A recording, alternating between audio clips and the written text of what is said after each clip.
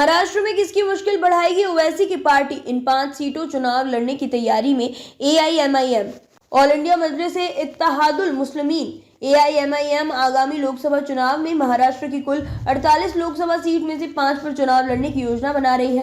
Party के एक नेता ने ये जानकारी दी। रविवार को यहां भिवंडी में संवाददाताओं को संबोधित करते हुए एआईएमआईएम की महाराष्ट्र इकाई के कार्यकारी अध्यक्ष डॉक्टर अब्दुल गफ्फार कादरी ने कहा कि पार्टी राज्य की उत्तरी मुंबई, धुले, नांदेड़, भिवंडी और छत्रपति संभाजी नगर सीट पर अपने उम्मीदवारों को उतारने की योजना बना रही है। उन्होंने कहा कि असदुद्दीन ओवैसी नीत पार्टी प्रभावी चुनावी रणनीति तैयार करने के लिए फिलहाल इन सीट पर सर्वेक्षण कर रही है।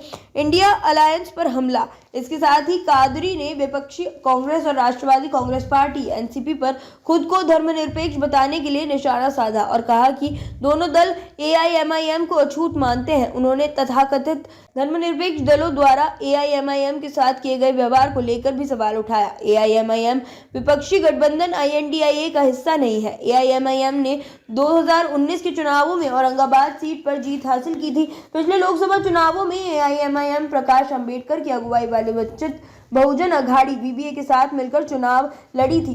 इसके चलते एआईएमआईएम औरंगाबाद सीट को जीतने में सफल रही थी। हालांकि तब वंचित बहुजन अघाड़ी को एक भी सीट नहीं मिल पाई थी। एमवी के साथ वीबीए एआईएमआईएम ने महाराष्ट्र में लोकसभा चुनाव लड़ने की तैयारी ऐसे वक्त पर शुरू की है जब महाविकास अघाड़ी के घटक दलों के बीच सीट शेयरिंग पर बात चल रही है। इस बार प्रकाश आंबेडकर विपक्षी वोटों पर बंटवारा रोकने के लिए कांग्रेस की अगुवाई वाले महाविकास अघाड़ी के साथ चुनाव लड़ सकते हैं। उनकी पार्टी ने 6 सीटों की मांग रखी है। चर्चा है कि प्रकाश आंबेडकर को 2 और अधिकतम 3 सीटें मिल सकती है। पिछले चुनावों की तुलना में इस बार महाराष्ट्र में चुनावी समीकरण बदले हुए हैं।